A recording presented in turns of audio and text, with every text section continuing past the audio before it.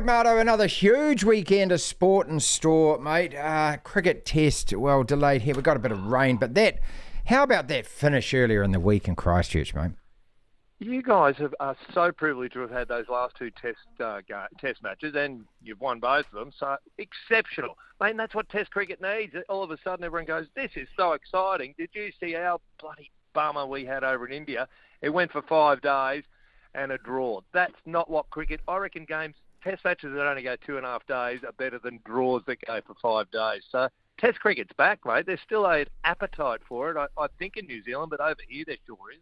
Fly in the ointment being that because Spark Sport have had it and they're handing it back over to TVNZ. What's Spark Sport? Well, Spark is a telecommunications company, so they, like many around the world, like British Telecom and that, all these smarty pants decided that they needed to get involved in sport and streaming sport.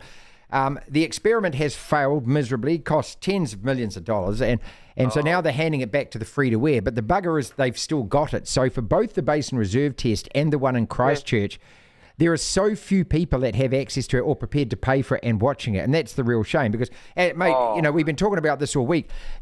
If you were a kid watching Kane Williamson bat that test out in Christchurch, well then as darkness, envelops the backyard, you'd be out there bowling to your brother or sister and mum would be screaming at you to come in. But that's how kids fall in love with the game. Unfortunately, so few people get to watch it these days. It's annoying, isn't it, mate? Because, there are so many smarty pants who decide that, oh no, we're going to get into sport, we're going to broadcast sport, and and of course the associations involved, oh shit, let's sell it to them because it's the highest bidder. Yeah, show us that money, but they don't think about what's happening in the future, mate. Australian rugby was like that with going to pay TV. People don't want to chase rugby that hard, but if it comes at them, they'll watch it. There you go. Yeah. They would never let that happen to cricket here in Australia. No, they don't. See, that's the thing. You've got a religion with that, and it is on free-to-air, isn't it? Yeah, exactly. Well, the thing is, they won't let it happen. What do they call it here? Anti-siphoning. If it's important to Australian people, you can't just watch it on pay TV.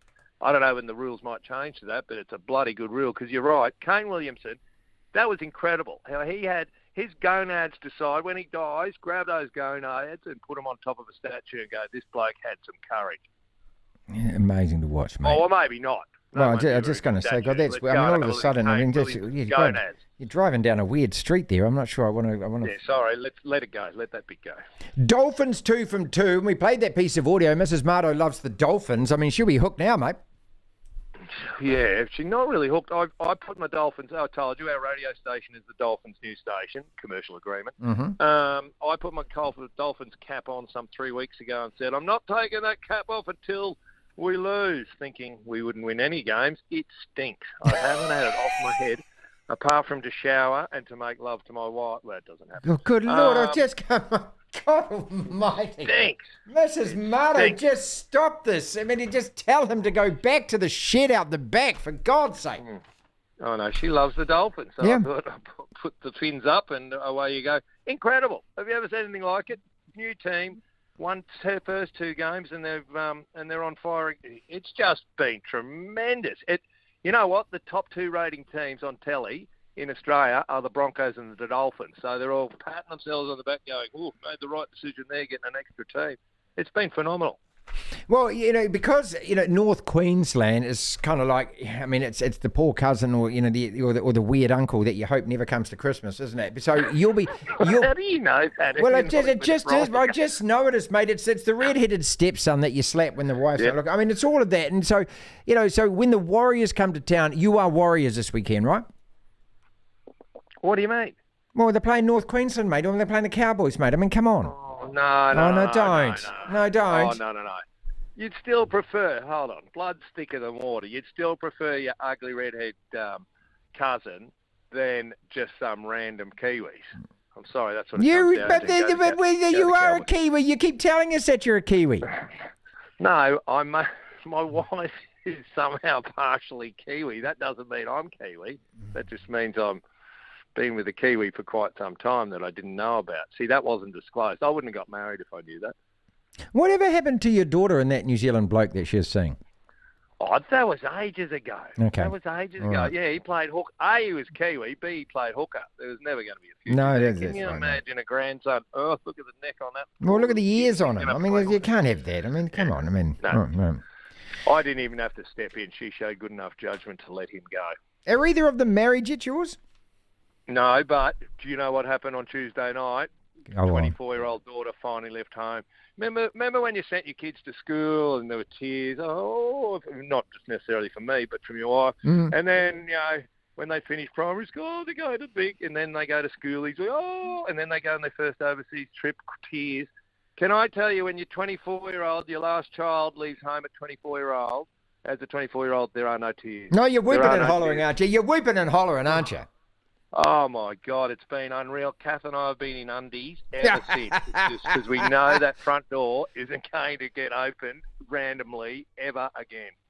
They'll be round to look at the fridge, mate. Open the fridge, look in the fridge, and just think. And then every time that they do, just you know that every time they're coming around, the cash clock ticks from the moment they open the door. Yeah, well, that's the food side, and then there's, can you do this washing? Yeah, that's right. Because I'm a carpenter. I'm getting a lot of...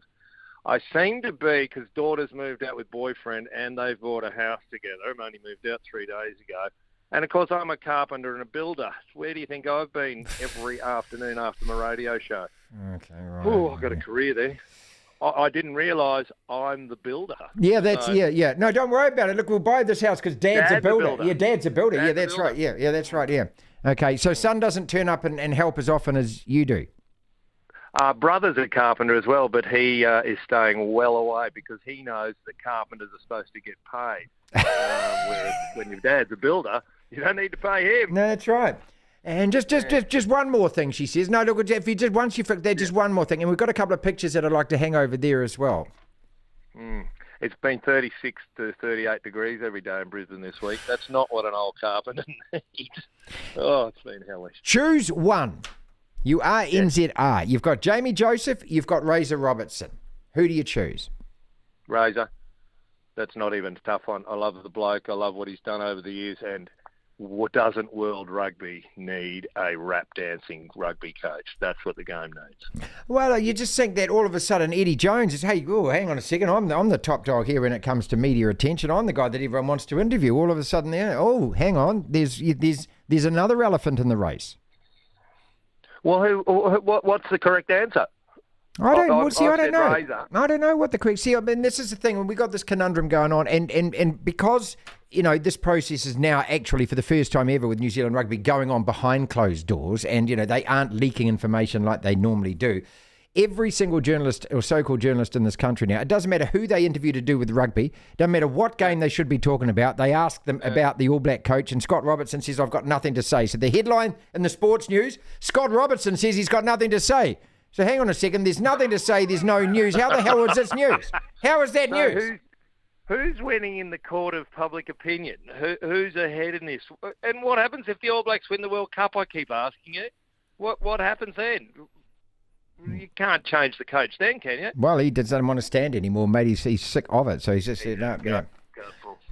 Let's talk about the Super Rugby this weekend, though, because we've got the Canes versus the Tars tonight, of course. The big matchup for the weekend. You're always looking for the marquee matchup. It's got to be Blues Crusaders and a repeat of last year's final, and All Blacks versus All Blacks. So, yeah, this is going to be a great game. Is that one Saturday, Arvo? That's Saturday night here. Yeah, so it'll be 5:30 your time. Saturday night. 4:30 your time. Does that then lead into... when does the Reds... Is the Reds are playing in Drua? Where is that one on before the Blues? Well, you should know, mate. You're a Reds fan. It's your old team. I'm not telling you. Oh, no, that's Sunday, Arvo. That's Reds right. Are playing in Drua. Mm-hmm. Yeah. Sorry. God, I can't be on top of everything. Blues Crusaders, mate. Who you got? Yeah. Crusaders after last weekend. I think they would have got a little uppercut and it would have woken them up, surely. Well, that final last year. Do you like either of them? I hate them both, mate. Of course I hate them both, mate. I mean, I hate all the New Zealand. I mean, that's it. I mean, you're always hoping that... I look at that and I just think, what's the most unsatisfactory result? A draw. And a really low-scoring draw, like about 6-all. What, 3-all? Yeah, that'd be brilliant. It casts back to a 1960s test match, mate. 3-0. And the old days. Yep. Go on. Oh, God. Think about that. What do your listeners do about that? You're bagging Auckland, you're bagging Crusaders. How do they go with all that? Well, I mean, I don't think that. I mean, down south, mate. I mean, this is there's actually a physicality involved here. See, most of us in the North Island have one nose between our two ears, right? See, down there, that's a little different. Okay, the nose can be found anywhere between the forehead and the right foot. So, yeah, what am I saying here? I mean, look, they don't mind, mate, because, I mean, to them, they love it. You call them the village of the damned. We call them sheep shaggers. We say that, they're goat herders, mate. That's it. They just say, look at the scoreboard, mate. Hey, how'd your Wellington team go? And I shut up at that stage, don't I? And Razor plays, a transcript of what you said about people from the Crusaders, and it just fires them up and they win again. Yeah, Reds in Drua, though, mate. This is going to be a corker and a cracker of a match, isn't it? Now, we spoke to a wonderful guy called Ironi Satutu, who's the athletics performance director of the Drua during the week. Just a brilliant chat with this guy. Fiji has just gone absolutely berserk about this. They love it. What about last weekend? Was that not the happiest place on earth? The loudest roar. The loudest roar you'll hear in any rugby ground around the world, mate, came at Lautoka. Oh, God, it was beautiful. Now, did he tell you, this Satutu gentleman, did he tell you about... Last year, they were getting knocked around because they were just little boys from the, various villages and stuff. They weren't physically prepared. Did he tell you they've actually been doing some hard work and they're men now? Yeah, absolutely. Yeah, right. Yeah. He said that they actually fully went into that game believing, and he said one of the things, so this is what's so good to hear, because, I mean, so many rugby coaches or people associated never say anything. And he said one of our goals was that Tom Christie wouldn't get a turnover. He got no turnovers. Great thing to talk about post-match, isn't it? Wow, very specific, yeah. Yeah, hey, no, they won't beat the Reds, though. O'Connor's back in the starting lineup. They got rid of young Tom Liner. And O'Connor's back in there. The Reds will actually win that because, speaking of Thorny the other day, they're just going to squeeze them. And that's what you've got to do, the Fijians. Yeah, that's what you've got to do. Well, that's what the Crusaders tried to do. And he said that, that was another thing, that they actually wanted to actually maintain possession, get down the other end. It was just great. Look, and look, they are everyone's darling team. Finally, the NRL, mate, have decided to introduce a concussion protocol to the sport. Late as always, but this is a good thing. Yeah, oh, mate, they're serious about it too. And the 11-day thing's important, and taking it out of the hands of the club doctors. You know how they'd go, oh, you get concussed on the Saturday. He's out. Oh, hold on. No, he's come good on the Thursday because the club doctor's given him the thumbs up. No, he's passed all the protocols. They're taking that out of the hands, making it compulsory 11 days. Unless this independent neurological expert says otherwise. So they had to, mate. They've seen, I think there's already 100 AFL blokes lining up, former and current players lining up to sue the AFL. The Rugby League knows they're in the sights of it as well. So they know they've got to get serious or they'll get their arse sued off. What a weekend. So is it going to be 30 degrees all weekend, mate? Good God. Over here? Yeah. It's 37 degrees today. So Sunday, you know how you say about the Drua, they struggle when they're away from home. I think it's going to be 33 and humid when they play. So it's a home ground. It's a home fixture for the Drua against the Reds. Look out.